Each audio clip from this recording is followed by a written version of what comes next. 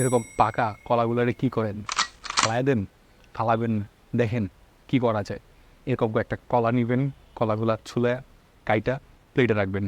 তারপর কয়েকটা খেজুর বিচিগুলোরে আলাদা করে ফেলবেন। আর একটা কফি হোক, যেরকম টাইপেরই কফি হোক, অল্প একটু কফি হইলেও হয়, না হইলেও কোনো অসুবিধা নেই। আর যখন একটু ভাঙ্গাচোরা করা লাগবে তখন তো একটা ব্লেন্ডার দরকার, একটা ব্লেন্ডার নিয়ে নিবেন। তো দেখা যাক কেমনে কী করা লাগে আজকে। কাজের শুরুতেই কয়েকটা কলা নিব। কলাগুলারে ছুলায়া প্লেটে রাখবো। তারপরে খেজুর নিব। খেজুরগুলা ভিতর থেকে বিচিগুলা আলাদা করে ফেলবো এবং কলাগুলা একটু কাটাকাটি করে দিয়ে দেবো। তারপর ব্লেন্ডারে কলাগুলা ফার্স্টে নিব। আর তারপর একটু পানি মিশায় নিব। পরিমাণ মতো পানি মেশানোর পর ব্লেন্ডারের উপরের মুখখানা আটকায় দিয়ে তারপর একটু ব্লেন্ড করব। ব্লেন্ড করার পরে দেখবো যে কলাগুলো একদম মিশে গেছে। তারপর খেজুরগুলা যদি মন চায় একটু ছোট, ছোট করে দিতে, তাও দেওয়া যায়।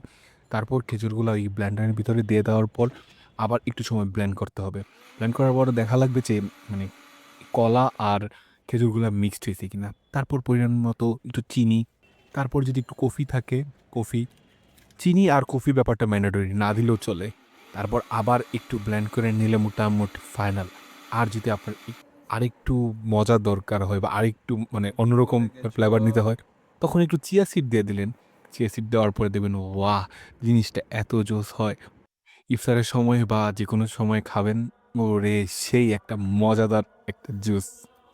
আমি প্রতি বছরই ইফতারের সময় এই জুসটা একবার হলেও বানানোর চেষ্টা করি।